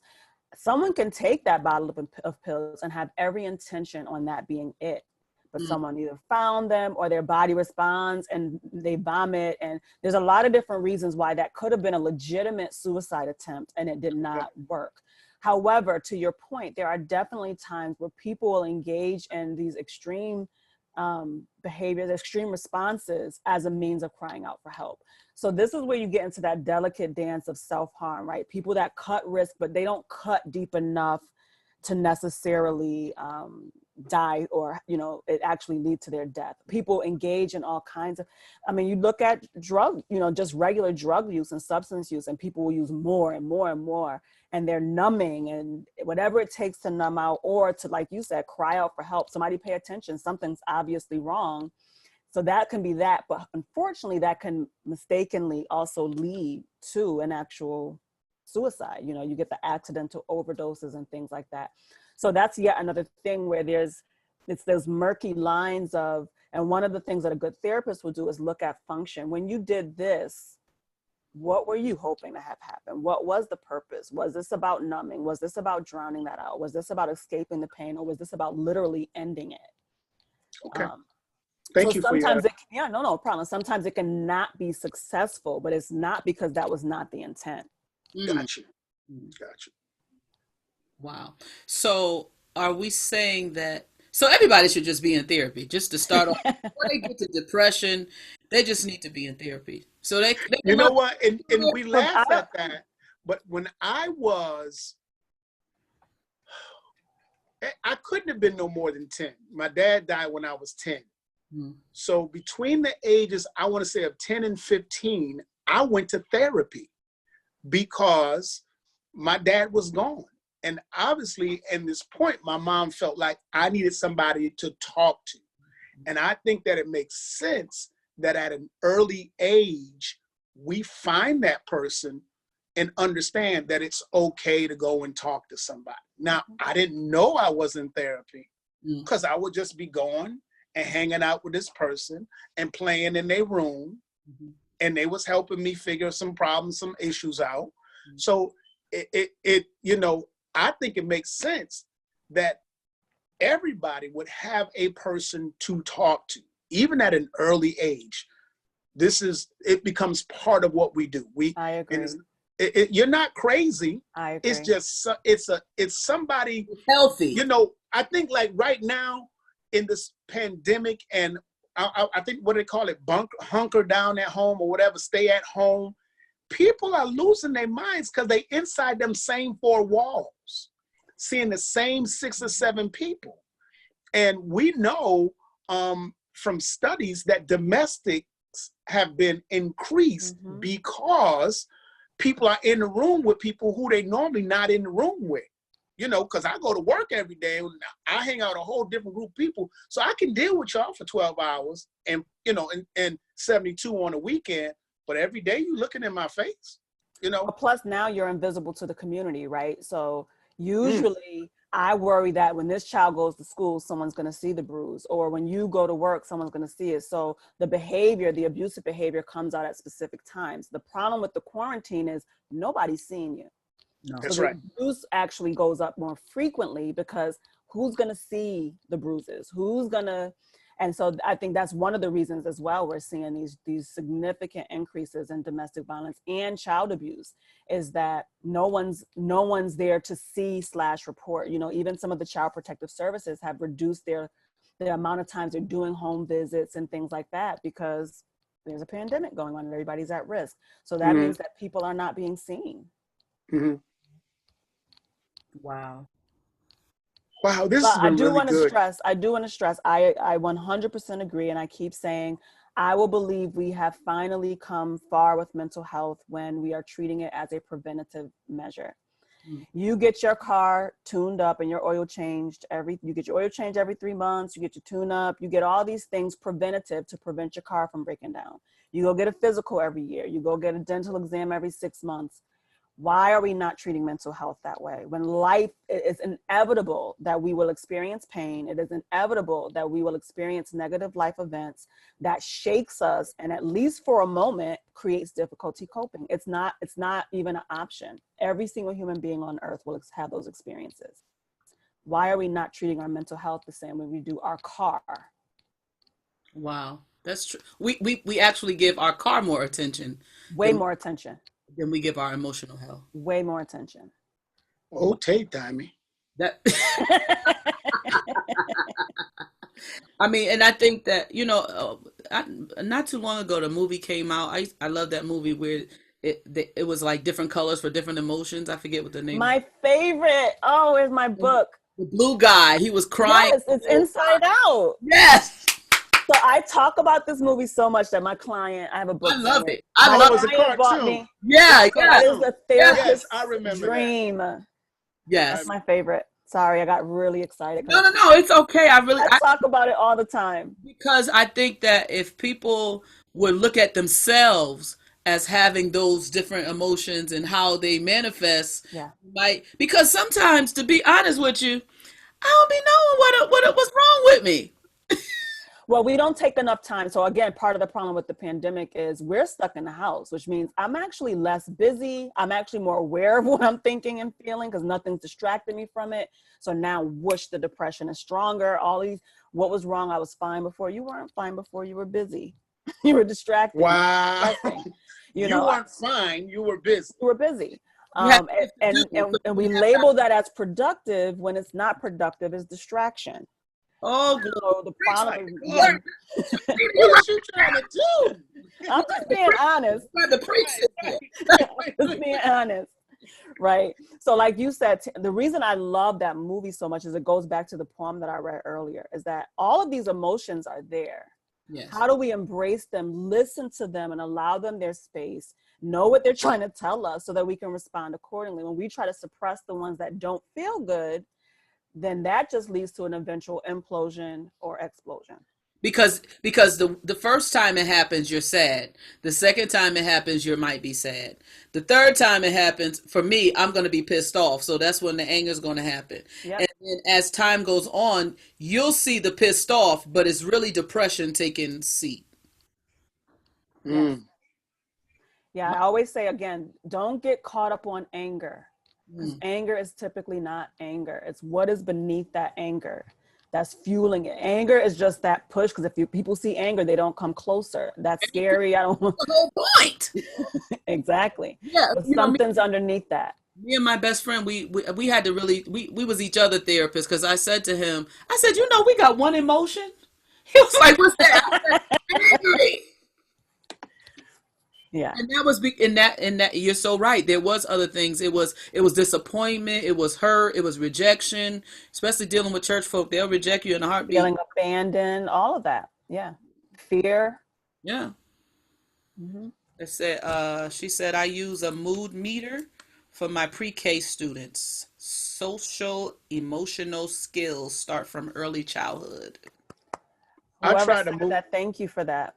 I tried a mood meter for my high school students. It didn't go too well. Well, everybody was always on red, but including the teacher.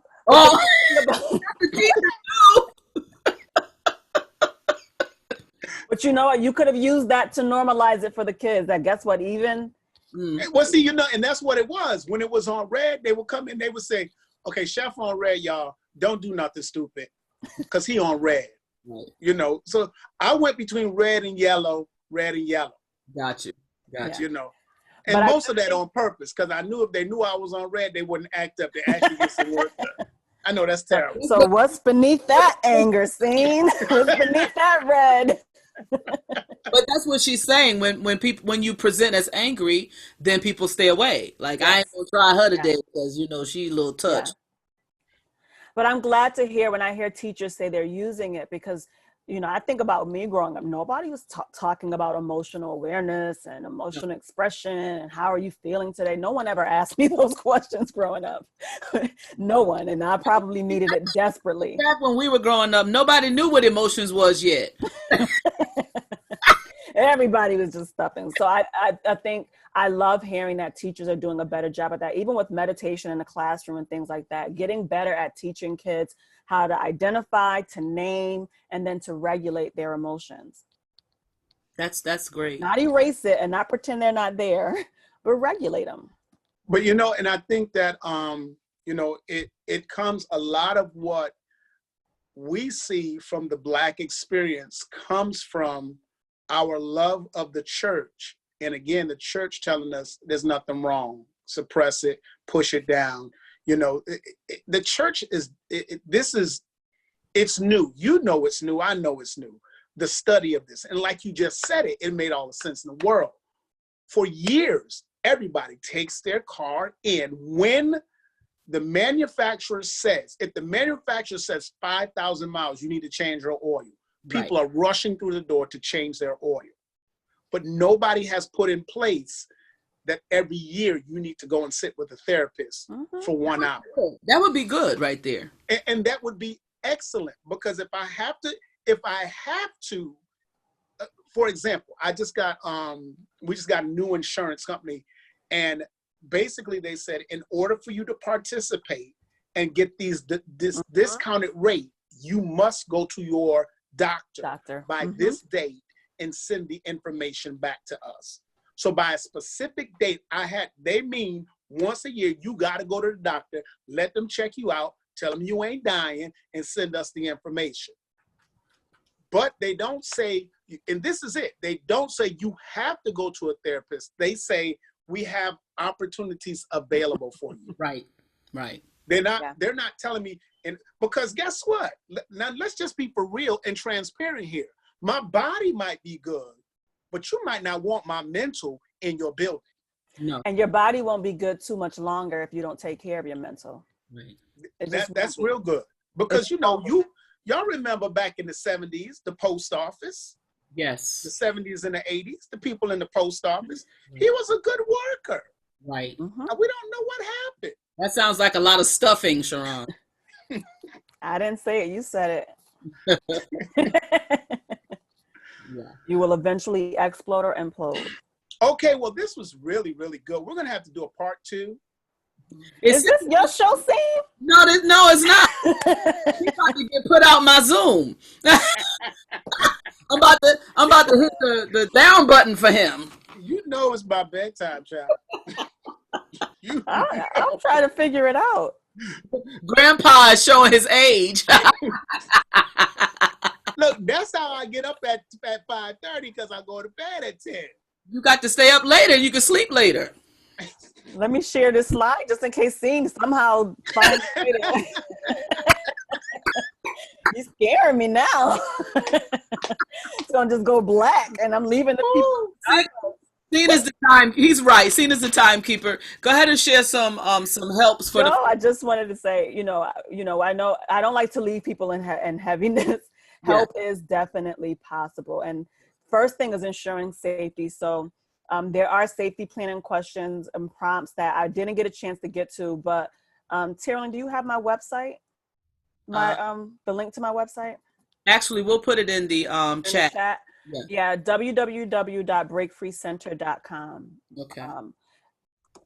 Go to my website. If you go to the Working Together tab, there is a safety plan template on my website that you can print off, because ensuring safety is key.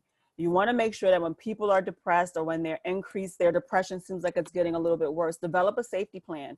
When these thoughts are present, What are some of the people who are some of the people you can talk to? Where are your local resources? What are some of the things you can do to cope? So there's about 6 or 7 different prompts there. So please get that and use that either for yourself. You know, ideally you would do it with a therapist. They would help walk you through it and process and talk about these things with you. But if you're not there, print it off and go over it with yourself. But definitely you can even use this to share with loved ones that you have. Reaching out for help, not just to a therapist, but if you have a support system, let's dismantle this shame, you guys. Reach out and just be honest that I need help. That help might look like a lot of different things. It might mean I don't want to be alone tonight because I have these thoughts, and even though I don't have a plan, I don't feel comfortable being alone. It might be, can you just come and sit with me for a little while? I don't even need you to do anything. I just need you to sit with me. But reach out for help when you need it. Please, please, please see a therapist. Psychologytoday.com, I strongly recommend, only because it allows you to look at profiles and try to find a way to, you know, find somebody that's a good fit as much as possible. Don't get discouraged if your first outreach is not the best outreach. There are, just like there's many different pastors and they all have different styles, and you find the church that works for you, find the therapist that works for you. We all are different. I use my humor. I'm very relatable. Some therapists aren't. You have to do what works for you. Yes, medication is an option, but people get scared of this. There are ways that you can dismantle depression and support people with depression without medication. However, like I said earlier, when that part of your brain is shut down and those cortisol levels are so high, you may need medication just to get your baseline down enough to be able to apply the skills that you're learning in therapy. So don't be ashamed if there's some clients that I will tell, let's just do this for a temporary period, so that I can get your baseline down enough that you can actually apply these skills. Because if this part of your brain is offline and you can't apply, we can sit in therapy week after week after week after week, and you're like, nothing is changing. That might be because you need to get your baseline down, and I mean that hormonally, down enough to be able to apply the skills. And then there's some specialized therapies that if you want to look into them, electroconvulsive is more evasive. That's kind of like the like a shock therapy. That's more if you're resistant to medication and therapy and you're highly suicidal. That's one of the avenues they might explore. Definitely not like a go-to, but that's just something that if you're saying, I've done it all, I've tried it all, nothing is working, and I'm still very suicidal, that's something you might want to ask your therapist about. And then there's another one called transcranial magnetic therapy, which is not invasive at all. It's literally just magnets kind of stimulating the parts of your brain that are most impacted by depression. So you can also ask your therapist or look specifically for a therapist that might be trained in that particular method. That's great. We have also some under resources. You have a bunch of numbers and yes, hotlines. I always tell you, if you're not there yet, you don't have a therapist, or you have a therapist. I give these numbers to all of my clients because if it's 1 o'clock in the morning and my phone is on do not disturb and they can't reach me, or I'm with another client, I'm not an option sometimes. I'm only a human. I can only be in one place at once, and I do need to sleep and take a shower and all that good stuff. Use hotlines. They are equipped, they are prepared to support you. They are 24 hours. So use the National Suicide Prevention Hotline, use the crisis text line. Connecticut can use mobile crisis, just call 211 and press the number 1 when you're prompted. That will connect you to somebody that can come out if you're feeling particularly vulnerable and fragile on that day. They'll support you through that. And then there's websites like the Prevent Suicide Connecticut that'll have a lot of different information on there. And I mentioned Psychology Today already, so. Nice. So, is there a national crisis text line to your knowledge? There is. I can definitely try to look it up and get that to you. But okay. Most states will have a local one, and then the national the suicide prevention line though, the 1-800-273-8255, that's national. Anybody can call that line, and they will also connect you with local resources if you want something more local. Absolutely. This has I'm sorry. I just looked it up, and it looks like that particular one is everywhere. Okay. Do you have to put your state? 741. Do you just put your state in? Right. Okay. Gotcha. Thank you for that. From anywhere in the United States. Okay. Yes. Thank you. That's great. We want to thank everyone who's hanging in there with us tonight. We still see some people in the chat talking. We want to thank Miss Sharron for coming on with us tonight. My pleasure. Hercules. I love being with my family. And I thank you, Tarolyn, though, for creating opportunities to just normalize these conversations and reduce the stigma around mental health. Because if we don't talk about it and we don't normalize not just talking about it, but also getting help, this is when we start worrying about suicide. Someone like Tamar gets there because on some level it was taboo for her to be open and honest about what she was going through. And to let us know that it doesn't just happen to poor people. There's No, rich people have the same problems as poor people. Poor, we're all, I say this all the time, we're not in the same boat, but we're in the same storm. we And all have those emotions and those reactions and responses. absolutely. And it's sad because the saying goes, hurt people. And the folks that are antagonizing you the most probably are the ones that should be using some of these resources. And so, don't get down on yourself. There's always a better day that's coming. Absolutely. Seasons got to change. That's what I talked to our church about this morning. The seasons always change. So nothing good or bad is going to last forever. No. Come on, this is good. All right. That's so we're going to good. go. We want to let Scene get in the bed. We don't want to fight tomorrow. Thank you for hanging with Tia's Talking. I'll see you next Sunday. Same time, same station. We love you. Have a good night.